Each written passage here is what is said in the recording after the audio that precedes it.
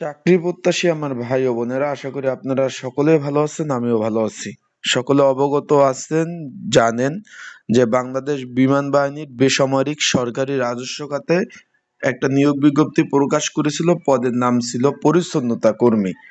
এখন এখানে লোক নিবে হলো 50 জন। পরীক্ষার ডেট পড়ে গেছে এক একজনের এক এক তারিখ।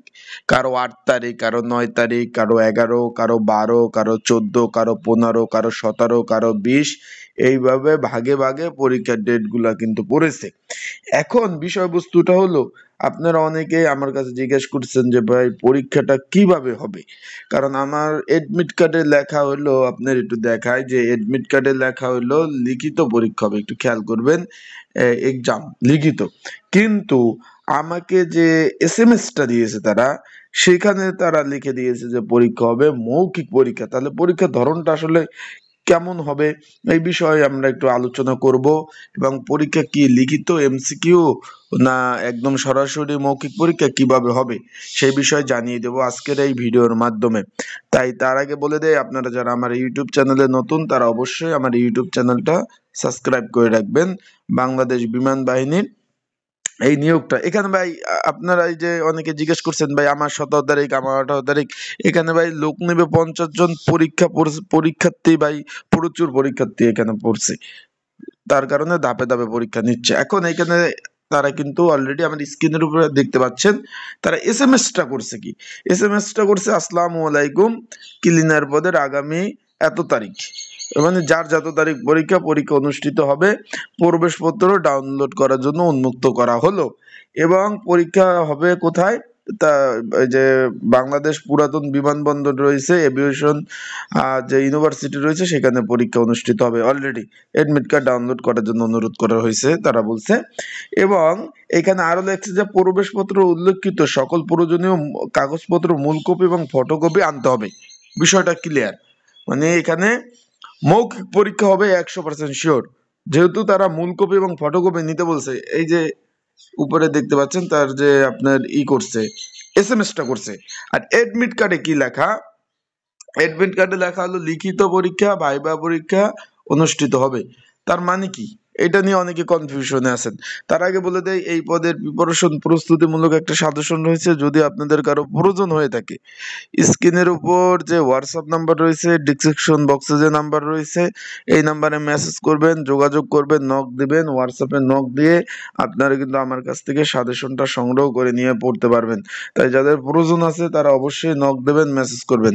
হোয়াটসঅ্যাপে মেসেজ করে আপনারা সাজেশনটা নিয়ে পড়তে পারবেন। যাদের প্রয়োজন আছে তারা মেসেজ করবেন, একটু খেয়াল করবেন। এখানে এখানে লেখা রয়েছে। এখন এই যে এখানে লেখা হইলো লিখিত পরীক্ষা, মানে কি ভাই, এই যে এডমিট কার্ডটা, একই এডমিট কার্ড তারা লস্কর অফিসক সবার জন্য এক ধাঁচে এডমিট কার্ডটা তারা মানে তৈরি করছে।